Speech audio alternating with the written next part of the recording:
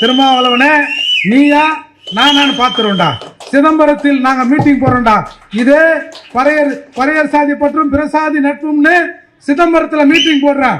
உன்னால என் மயிரை வந்து கொடுக்க முடியுமாப்பா? திருட்டு பயல வந்து கல்லு விடுற, ஒத்த கொடி எடுத்து போடுற.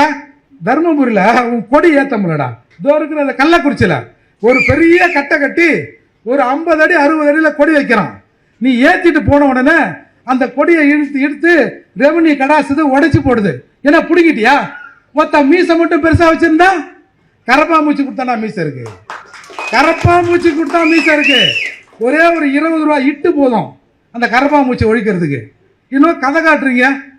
சரி, சண்டை போடக்கூடாது. ஏற்கனவே நம்ம இளைஞர்கள் வந்து படிச்சுட்டு அவன் கேஸை வாங்கி வேலை இல்லாமல் கிடக்கிறான்.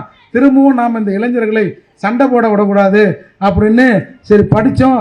நாம் பிற சாதிகளோடு ஒற்றுமையாக இருந்து ஆட்சி அதிகாரத்தை நோக்கி நாம் போவோம்னு பார்த்தா கரப்பாம்பூச்சிக்கெல்லாம் மீசை வரும்னா ஒரிஜினல் பறையனுக்கு எவ்வளோ வரும்?